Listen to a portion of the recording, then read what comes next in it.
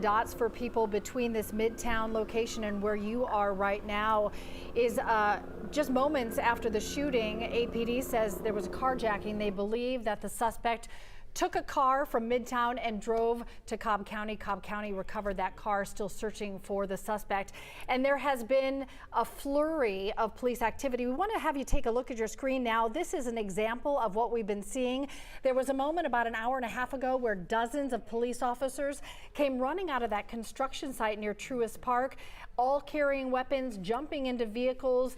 Police officers and SWAT members from various agencies all jumping in their cars, peeling out, heading in one direction as they were getting tips and information. We did hear from Cobb County they had a number of false alarms. Nothing had panned out, but this really speaks to the intensity of the search that continues now in Cobb County. And there are still so many big questions, namely and particularly, why Cobb County? What tip led them there? What information led them there? We don't fully know that yet. We do want to bring in Cody Alcorn, who's been working his sources for the past several hours, trying to piece this puzzle together, Cody. So let's start with that question, if you don't mind. Do we know anything about why the focus is now kind of on Cobb County?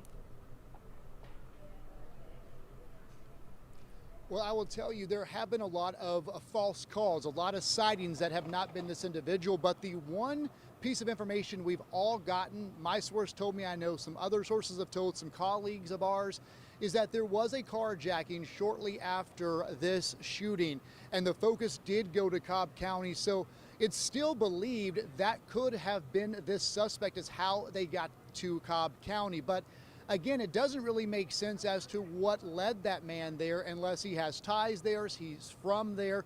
But begs the question then, why did his mom bring him here to Northside Hospital earlier today? So I think that's the $1 million question is, you know, is this guy just desperate and just trying to get away?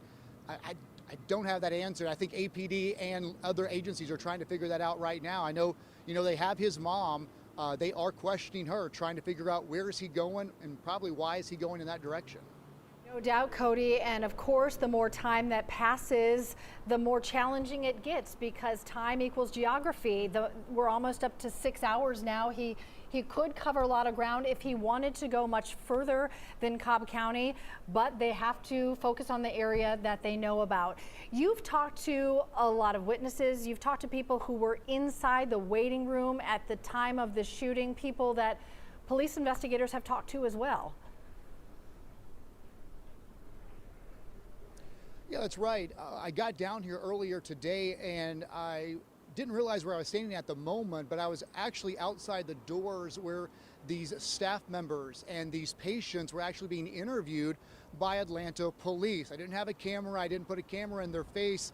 I just kind of waited around and just casually talked to them. I told them who I was. And then once I came back down to the area, they opened up about what happened. And you could tell they were still in shock. But from my understanding and what I've been told by several of these employees inside Northside is that this suspect came to Northside with his mom.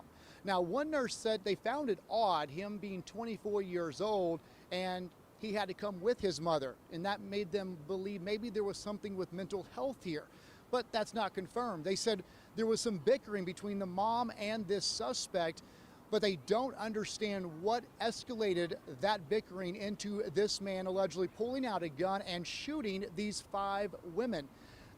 A lot of things don't make sense about this. They were also on the 11th floor of this facility. So, you know, to pull this off, to get down 11 floors in an elevator, out the door, carjack somebody possibly, and get out of the city, I'll tell you, a lot of people are surprised that this suspect is still on the run this long after the shooting with all the resources that have been going in to track this guy down. You know, Cody, that is a really good point, frankly, that, you know, 11 floors they had to get down from the moment. And it does seem like the response was relatively quick. But we were talking how it's just a needle in a haystack when you're talking about a huge metropolitan area with so many people. No doubt. In fact, one of the first images we saw of the suspected gunman, Cody, was an image that looked to be inside an elevator. and his mask was off. And if you wonder in retrospect, was that on his way down? All of these pieces to the puzzle, you hope, then come together for investigators to find him. Cody, they say he's still armed and dangerous. They're very concerned. They want to make sure nobody gets hurt. Yeah, and they have a $10,000 reward out for any information leading to his arrest. And I'll tell you, the public's been great. They've been getting a lot of calls. I know a lot of those are false calls, but at least people are paying attention and looking out for this guy. And I will tell you this as well. I mean, it doesn't seem like this guy showed up to the hospital today just to carry out a shooting. That's at least the perspective I'm getting from talking to people inside the hospital, that, you know, he was brought here by his mom for some reason. And it seems like the shooting was secondary, but, you know, why did he have a weapon on him? What kind of weapon to carry off this type of shooting? Because I talked to the nurse who I talked about early on at 5 o'clock that, you know, she was in the back and she heard a pop, pop, it kind of stopped, and then it was a pop, pop, pop. So, you know, that's another question. Did he come here with that intention? Or was he having a mental health crisis? His mom brought him here. Maybe she didn't know he was armed with a weapon. So you got to feel for his mother as well. I'm sure this is not how she expected her day to go with her son, who maybe she was bringing him here to get some help. Again, that is just by theory, but from talking to the nurses, it's not as if he came right into their office and just started opening fire immediately. Cody Alcorn, appreciate the insight and all the information. And we do want to mention that the police chief did say that the suspect's mother and family has been cooperating throughout the course of the day.